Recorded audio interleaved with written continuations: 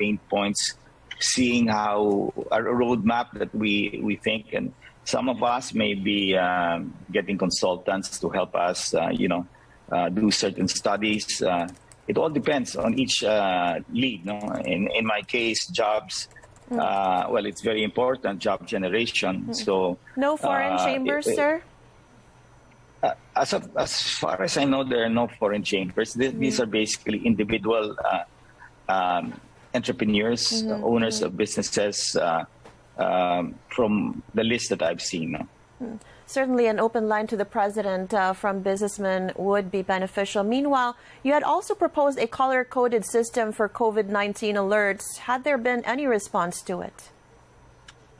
No, we've basically the medical advisors, which we created, the advisory council of medical experts have been formed by the private sector, which I basically convened together.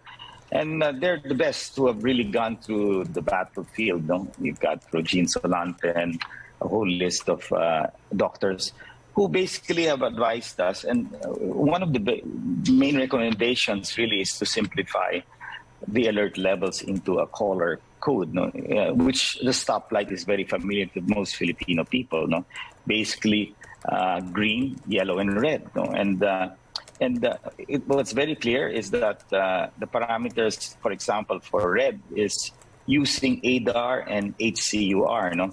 So in the case of red, that means your healthcare utilization rate would be already above 50%. So right now, what's very important for us in the private sector is that healthcare utilization rate, which are hospital capacity, should never breach 50%. No? The moment it does breach 50%, then the threat of increasing alert levels or moving to red or yellow will be there.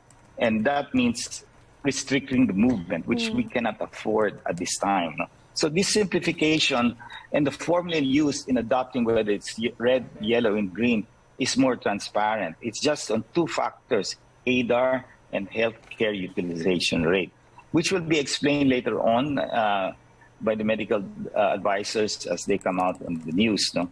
On top of that, the next goal is to really achieve the first booster. We have to achieve at least 70% of the 70% who already took their primary doses must get the booster. No? But sir, would you actually recommend that that government mandate a vaccination at this point, a booster vaccination? Well, I would love to do that, but during the time of President Duterte,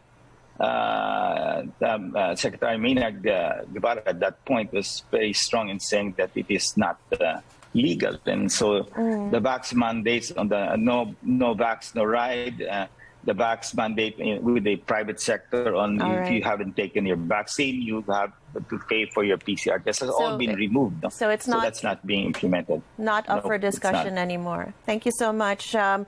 Council's lead for jobs, Joey Concepcion, thank you so much for sharing your updates with us. We appreciate it. Thank you so much, sir. Thank you, Rain. Well, news overseas now. U.S. President Joe Biden signs an executive order aimed at protecting abortion rights. This is in response to the landmark decision by the Supreme Court overturning the Roe v. Wade ruling. Biden says the order will safeguard access to abortion care and establish an interagency task force to use every federal tool available to... I'm signing this important executive order. I'm asking the Justice Department that, much like they did in the civil rights era, to do something